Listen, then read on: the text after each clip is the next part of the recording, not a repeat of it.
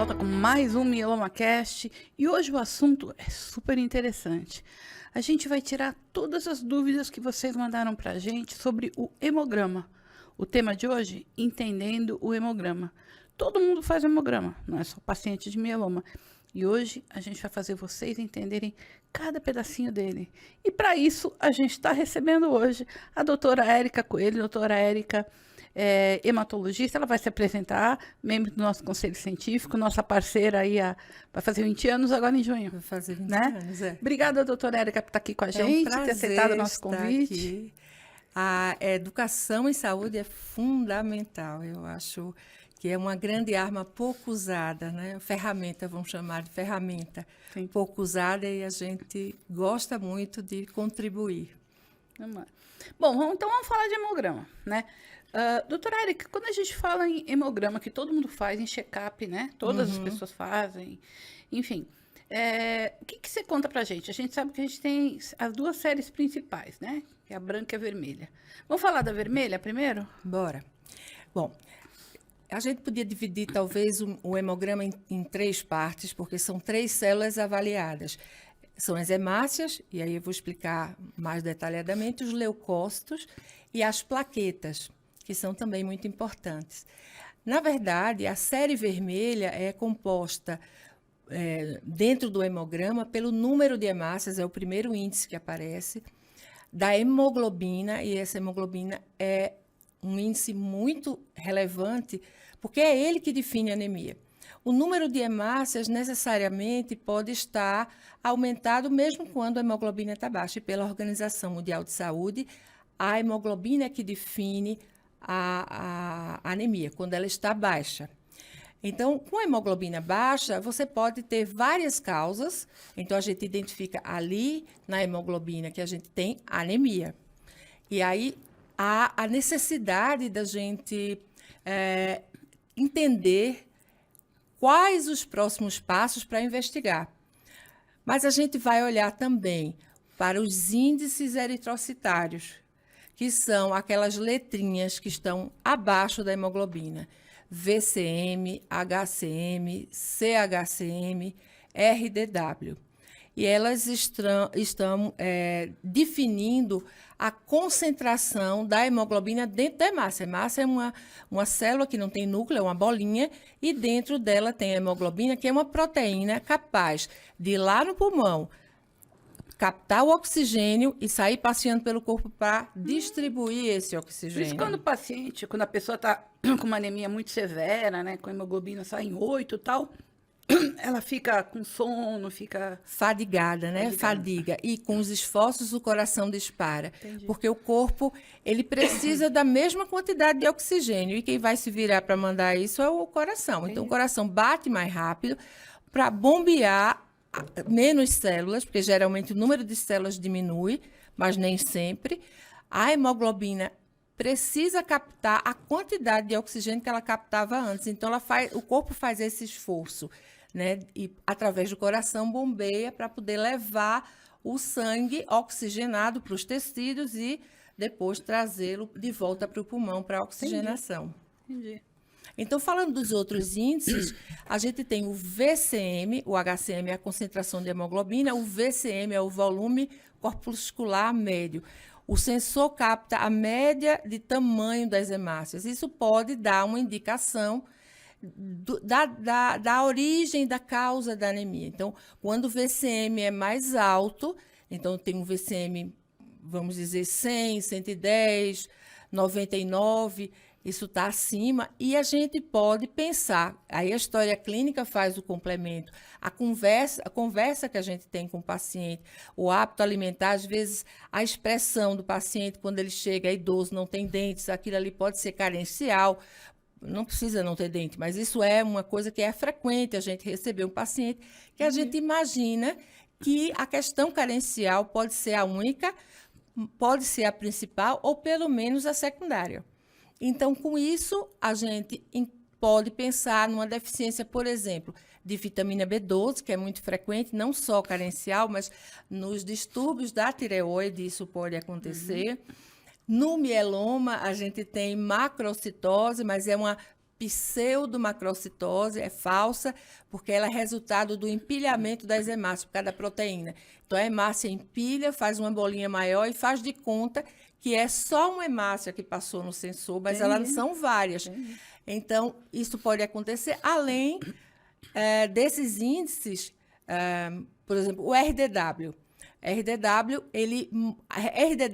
alto mostra que há uma distribuição do número de hemácias, com muitas hemácias pequenas e algumas normais. Então, a gente pode suspeitar da variação do tamanho da hemácia, pensar em deficiência de ferro. Mas, para isso, geralmente, o VCM, o volume corpuscular médio, isso, o tamanho da hemácia, ele tende a ser mais baixo.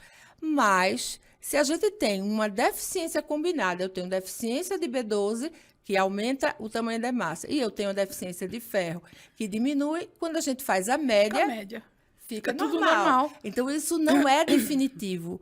Continua a conversa com o paciente, o que é que ele sente, por que é que ele veio, e uma análise do hemograma.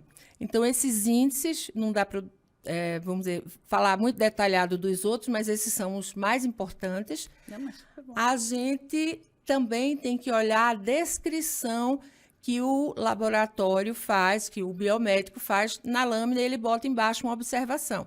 Microcitose, vários hemácias de tamanho diminuído, microcíticas, hipocrômicas, coloração baixa porque tem pouca hemoglobina, diminuída porque o corpo diz, para que eu vou fazer uma hemácia normal se eu tenho menos hemoglobina dentro? Ele faz uma hemácia menorzinha.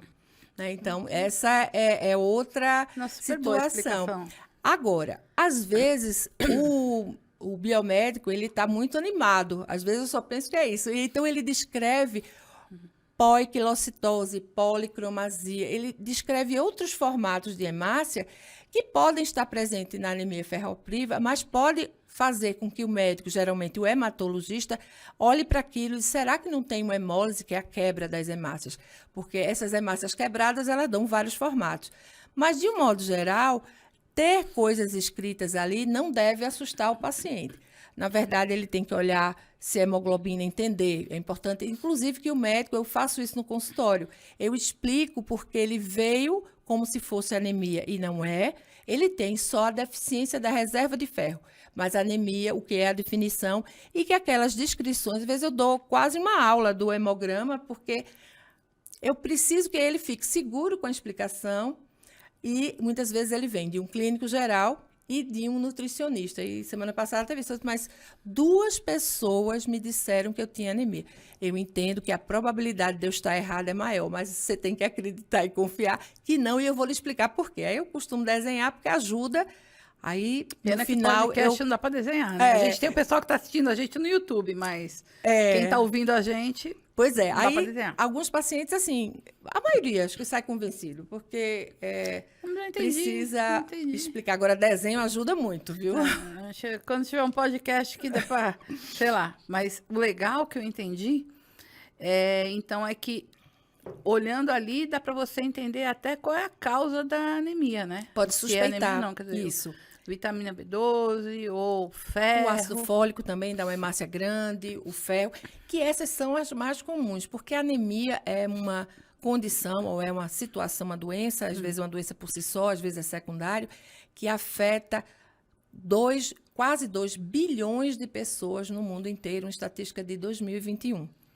Então, é muito frequente e engraçado que é muito frequente que o paciente chegue para você achando que tem algo hereditário, porque a mãe tem, né? Ele tem também, e ele tem desde pequeno. E a maioria dos casos não é hereditário, ele é deficiência de ferro. A questão é que a gente tem vulnerabilidades para a deficiência de ferro em várias fases da nossa vida. Entendi. Inicialmente, quando a criança sai do peito da mãe, do leite materno e vai para a comidinha, porque aí tem uma falta de entendimento da melhor composição da dieta ou a rejeito da criança. E também a parasitose intestinal não é rara, então ele anda engatinhando, vai pegar as brinquedos e coloca na boca. Então tem. E quando a jovem, por exemplo, menstrua, menina, outra causa.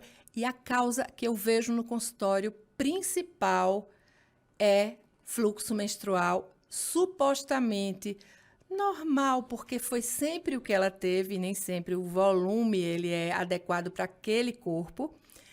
Lógico que você tem que investigar outras causas, mas aí, de novo, vem a anemia na vida dessa pessoa. Bom, só pode ser hereditário. Minha mãe tem a mesma história, eu também. E aí entra a desmistificação, porque aí você vai dosar os componentes, tipo ferro, B12, ácido fólico, que você suspeita ser a causa daquela anemia. Então, raramente eu pego paciente com anemia hereditária, que são outra categoria de anemia, né? A doença falciforme, a talassemia, porque essas pessoas começam realmente uma expressão bem característica já muito cedo na vida. Mas essa paciente, geralmente mulher, eu digo, cada 20 pessoas que entram aqui, 18 são mulheres, se não 19. Quando entra um homem com anemia de deficiência de ferro, a gente se preocupa com outras questões, mas mulher, jovem menstruante, o fluxo menstrual é, no mínimo, eu digo assim, não é o mordomo, mas ele é o cúmplice. Entendi, né? Então, beleza, a gente já entendeu que, basicamente, a série vermelha é responsável por levar oxigênio para todo o nosso corpo, é isso? A hemoglobina dentro da hemácia. Isso, A hemácia é isso. é como se fosse o carrinho. E dentro está o conteúdo precioso, é a hemoglobina, que vai virar oxihemoglobina, isto é, a misturinha do oxigênio com a hemoglobina. Quando ela está lá agarrada com oxigênio, a célula, a hemácia, leva em transporte para o corpo, para as células que necessitam dela. Uma dúvida que, no caso aí, quem tem essa dúvida são os pacientes de mieloma, né? Mas quando é imprescindível transfundir?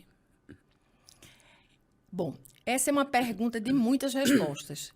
Ela pode ser necessário, o paciente chega para você, pode ser necessário que com 7 de hemoglobina a gente precise transfundir. A gente precisa saber a causa dessa anemia, o tempo que ela levou para se instalar, porque se eu tenho 7 de hemoglobina, porque o cara fez uma hemorragia, a pessoa, a moça, o jovem, ele tinha 12 e perdeu sangue no acidente, cai para 7.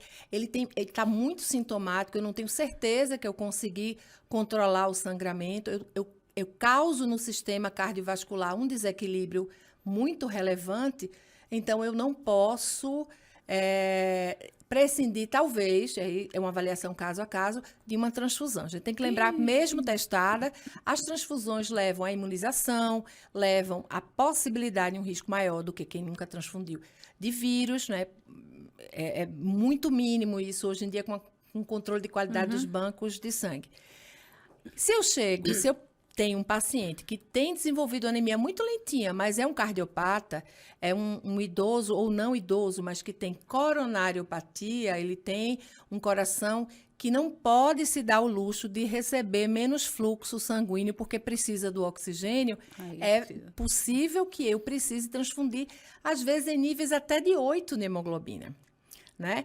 Raramente a anemia por deficiência de ferro, que se instala de um certo modo mais a longo prazo, eu preciso transfundir às vezes com 5 de hemoglobina. Às E o vezes paciente mieloma?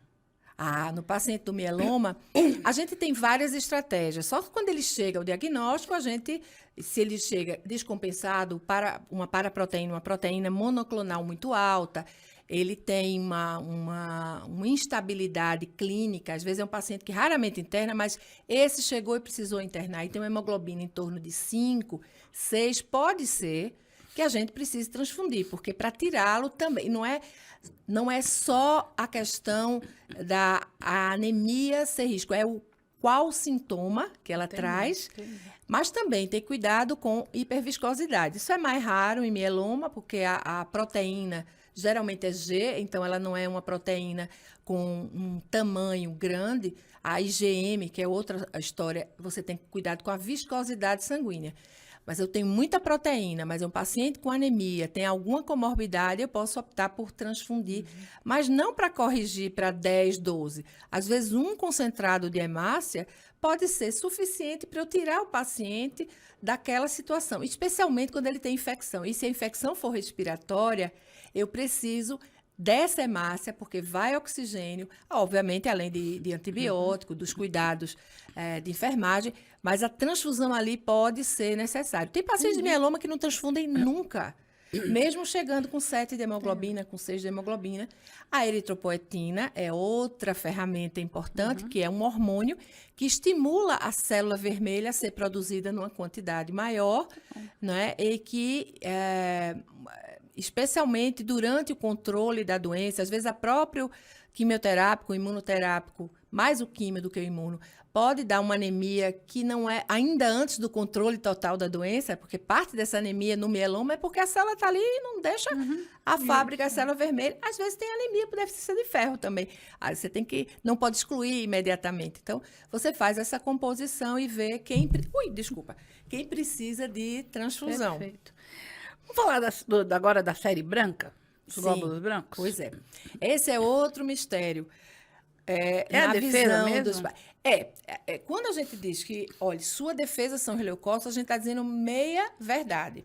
Né? A defesa imunológica, a capacidade de se defender de fungos, vírus e bactérias vem também dos leucócitos, mas ele é aquilo que a gente vê imediatamente, né?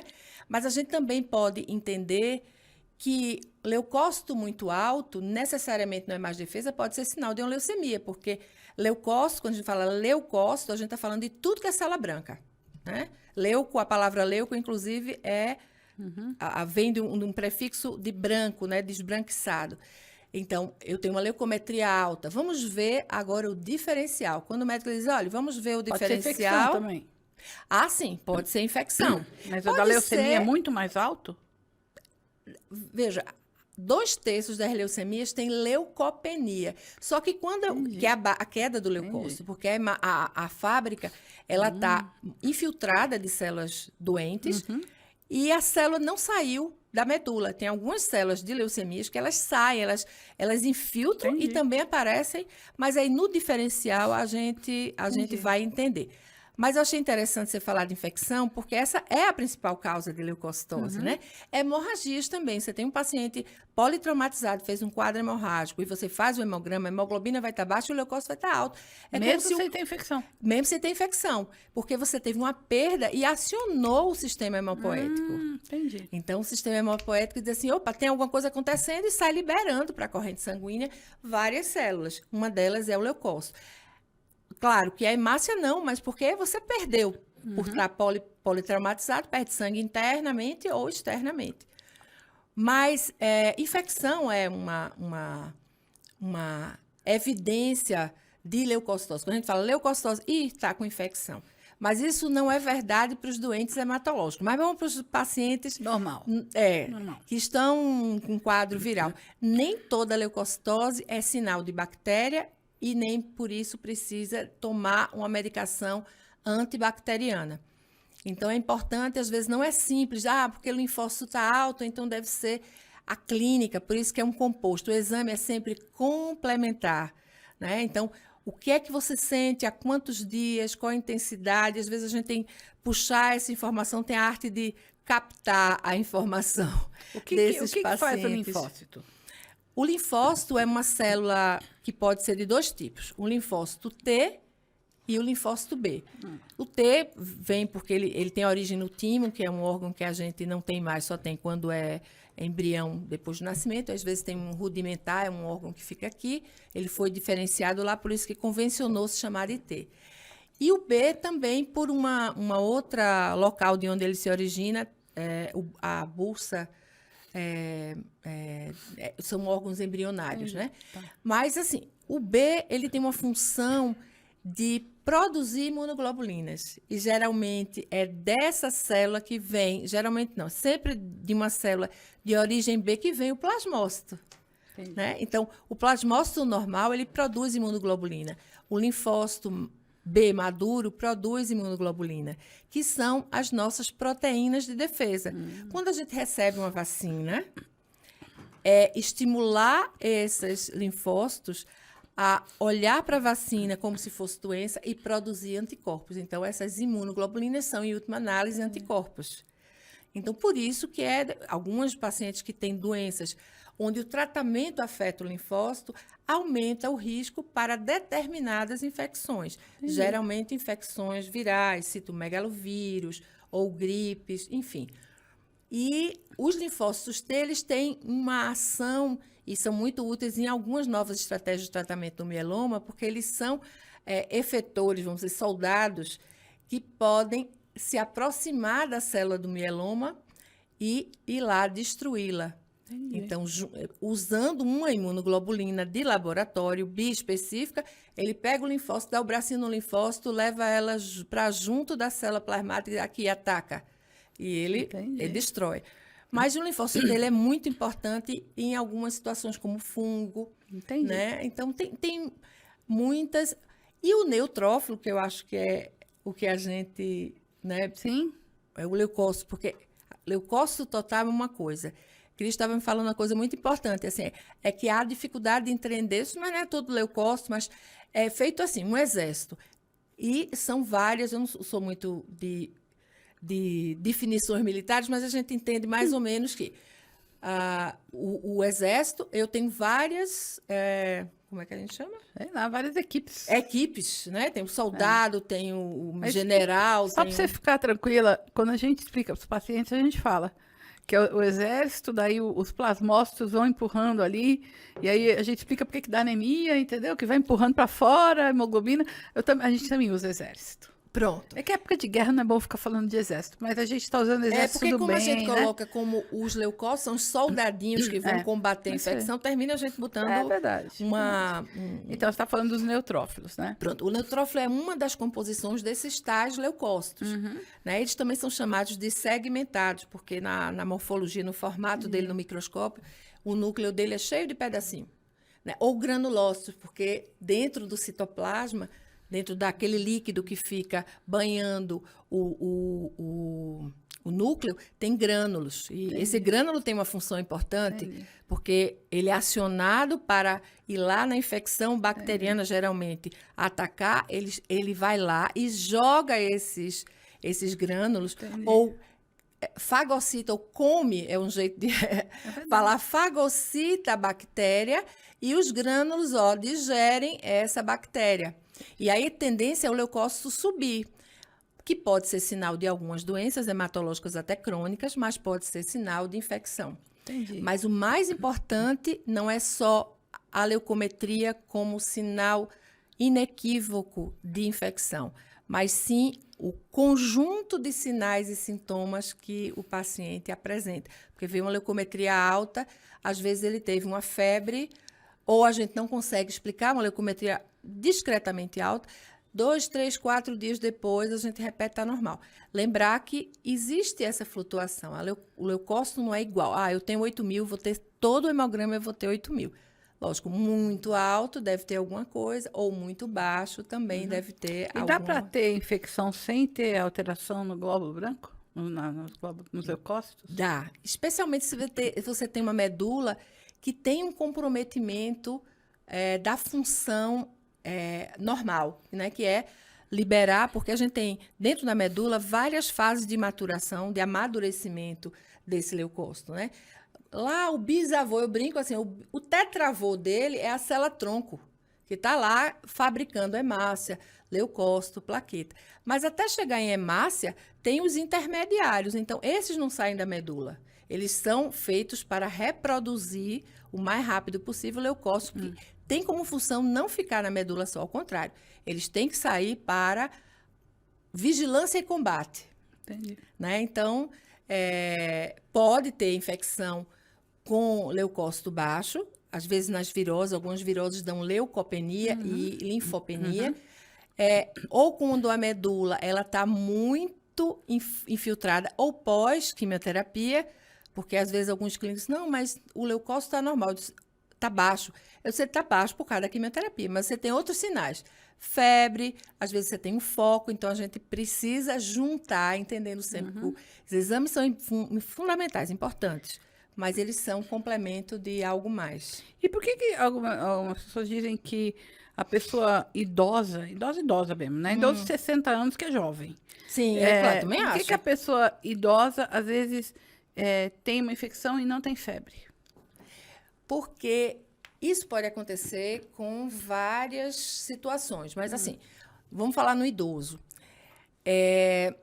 Isso é um comportamento que eu talvez não saiba explicar por que não tem febre. É porque a infecção, e quando Isso é é verdade? imunossuprimido... É verdade.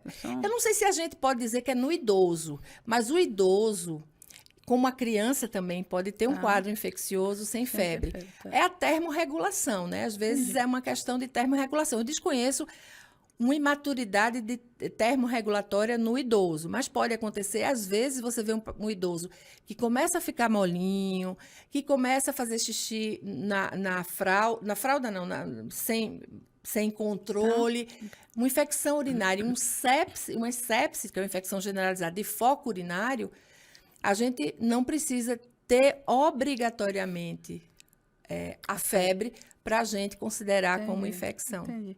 E os eosinófilos? Pois é, Tô trazendo a dúvida das pessoas.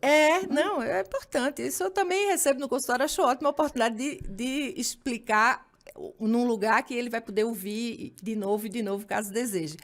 Não, o eosinófilo é uma célula muito peculiar. Ela é uma célula que tem relação com alergia, né, o quadro alérgico, a própria parasitose intestinal. Ela gera um estímulo que o eosinófilo aumenta de número. Então, se eu tenho uma filariose, eu tenho uma estrongilose, que é uma infecção, uma verminose intestinal. Mas também a gente junta o contexto. Você pode ter tudo isso sem a eosinofilia. E existem as doenças malignas do eosinófilo, ou as reativas. Eu tenho uma leucemia linfóide aguda e algumas leucemias linfóide agudas causam eosinofilia porque liberam uma substância que estimula. Quer dizer, a linhagem é linfóide. O eosinófilo é da turma do mieloide, que tem a ver. Ele não é necessariamente clonal, doente, ele não está parte da doente, mas ele responde a um estímulo que a célula doente maligna estimulou. Mas isso é o mais raro, O mais comum é que a gente tenha uma eosinofilia por parasitose intestinal ou por alergia. Entendi. E para terminar aqui, nosso podcast, as plaquetas. Pois é. As plaquetas, na verdade, são fragmentos de uma célula que só mora na medula, chamada megacariose. É uma célula grande, cheia de núcleo, e ela vai fragmentando o seu citoplasma e joga, e é considerada como uma célula. E ela é importante em várias coisas. Cada período se descobre mais funções da plaqueta, mas a principal função é de reduzir o risco hemorrágico. Mas um tipo de risco hemorrágico, aquele risco hemorrágico que a gente fala da hemóstase primária. O que é isso? É os sangramentos de pele, nasal, pele e mucosa, de modo geral. Então, nasal, do dente, ou da gengiva, melhor falando, da gengiva, da pele, da mucosa ocular. Então, ela pode estar diminuída, mas ela pode estar normal e disfuncional. Quem faz uma disfunção plaquetária, isto é, impede que a plaqueta agregue, porque quando tem um estímulo lá, diz, tem Tá sangrando ali. Está sangrando ali, no vaso sanguíneo. Ela vai, vamos lá. Então, ela faz a adesão, ela cola no vaso e ela chama as outras plaquetas para agregar, faz o tampão plaquetário. Legal. Então, e ela tem muitas funções e alguns fatores de coagulação também são produzidos pela plaqueta. Então, a hemóstase secundária, que são dos fatores, que são proteínas que vão proteger de sangramentos, geralmente sangramentos intraabdominais, cerebrais, que são outra via de coagulação. A plaqueta também participa até desta função. E eu acho que eu não disse como a gente pode alterar a função da plaqueta. Aspirina. O famoso AS, quando a gente faz aspirina para um paciente com risco cardiovascular, a gente está com a intenção de que essa plaqueta não cole e não tampone ali num vaso, geralmente cardíaco, porque tem placa de ateroma, tem aquela gordura, faz uma plaquinha e a plaqueta vai ali depositando e diminuindo a luz do vaso sanguíneo. Então, o infarto, então, os pacientes com risco cardiovascular têm a antiagregação plaquetária, e eles têm até um nome, dupla antiagregação. São 2 tipos de medicamentos, cada um numa via, mas os dois para impedir que a plaqueta agregue normalmente. Então é por isso que quando a pessoa vai sofrer uma cirurgia e toma essa, tá falando, olha, não toma... Ele tem uma ação média 7 dias. Com 5 dias, já suspensa, o risco hemorrágico é pequeno. E anti-inflamatório também Também, faz o anti-inflamatório também, mas terapeuticamente a gente não usa o anti-inflamatório para isso, mas é importante Não, mas eu dizer digo assim, a que pessoa sangra muito, ela, você está sangrando muito, você tomou algum anti-inflamatório essa semana, né? Não, e tem outras coisas que fazem a disfunção, a plaquetária e às vezes a tendência hemorrágica. Por exemplo, ômega 3. E depende da dose do ômega 3. Eu recebi no consultório uma paciente com equimose, com aquelas ronchas que o povo chama, né, na pele, e que tinha aumentado muito, e não era só no braço, que o idoso tem também um sangramento que não tem a ver com coagulação, e na barriga, no tronco. E eu fui fazer toda a investigação negativa e comecei a estudar a medicação. E ela disse, ômega 3, mas ômega 3 eu tomo há 5 anos. Aí eu disse, então não pode ser ômega 3, porque você tem 4 meses. Me lembrei de uma coisa. Minha filha me trouxe dos Estados Unidos um ômega 3 que eu estou tomando exatamente o tempo da equimose. E aí, quando eu olhei, a formulação era o dobro do conteúdo. Então, a gente tirou o ômega 3 para fazer o teste terapêutico, pelo menos tirou essa formulação, e ela ficou bem. Então, a gente tem vitamina E também pode aumentar a hemorragia, mas são hemorragias que não tem uma insegurança, a não ser que você vá para uma cirurgia, né? Aí, depende da cirurgia, é importante olhar para esses outros suplementos, aparentemente inocentes. Não, muito legal, aprendi muito, adorei seu jeito de explicar, muito didático. Eu falo muito. Quem está ouvindo a gente perdeu aqui, que ela foi com a mão mostrando a plaqueta, uma grudando na outra, né? Mas, enfim, eu queria te agradecer bastante, tá? Em nome de todo mundo aqui, todos os pacientes e todo mundo que está assistindo a gente. E quando você estiver em São Paulo, doutora Érica é de Recife, quando estiver de São Paulo de novo, tem que avisar a gente para gravar mais e LomaCast. Aviso, sim. Eu agradeço muitíssimo, isso é tudo que eu tenho feito ao longo de alguns anos. Eu tenho um Instagram que a gente faz muita pauta educativa de várias coisas da hematologia. É um grande prazer, o trabalho que vocês fazem é extremamente relevante, importante. Informação, conhecimento é poder e a gente está precisando equidade nos tratamentos e nos acessos, né? Então, muito obrigada. Eu acho que o agradecimento é muito meu. Obrigada mais uma vez. E para você que ficou com a gente, obrigada e até a próxima.